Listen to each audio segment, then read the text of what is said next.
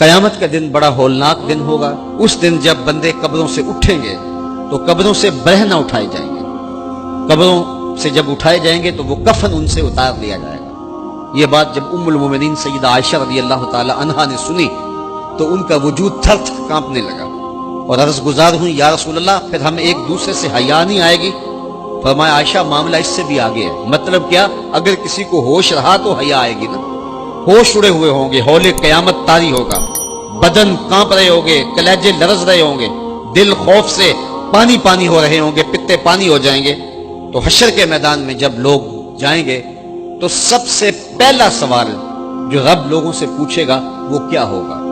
صحیح حدیث میں آتا ہے ان اول ما یحاسب بہ العبد بصلاتہ، قیامت کے دن بندوں سے اللہ تعالیٰ سب سے پہلا سوال یہ پوچھے گا کہ کیا تم نے نماز پڑھی تھی؟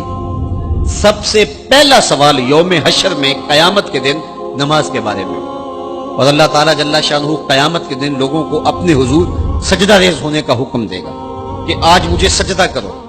دنیا پر کوئی سجدہ کرتا ہے یا نہیں کرتا؟ قیامت کے دن تو چاہے گا کہ ابھی سجدہ ریز ہو جاؤں، بلکہ کافر بھی چاہیں گے کہ ہم بھی سجدہ ریز ہو جائیں۔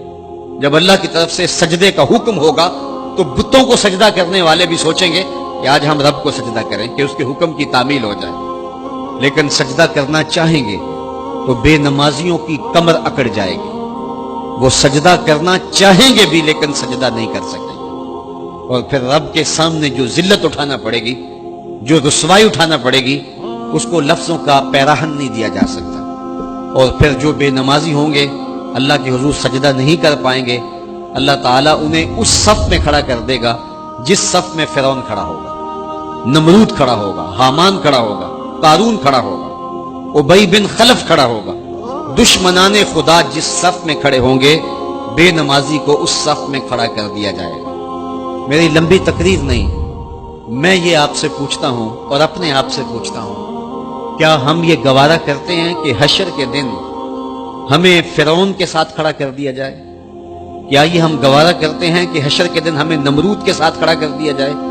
کیا یہ ہماری طبیعت اس کو برداشت کر سکے گی کہ رسول اللہ کے دشمنوں کے ساتھ ہمیں کھڑا کر دیا جائے؟ اور کیا میری مائیں اور بہنیں اور بیٹیاں یہ گوارا کر سکتی ہیں کہ رسول اللہ کی راہوں میں کانٹے بچھانے والی ام جمیل کے ساتھ انہیں کھڑا کر دیا جائے؟ یقیناً ہم کبھی نہیں چاہیں گے، ہم یہ رسوائی کبھی برداشت نہیں کر سکتے۔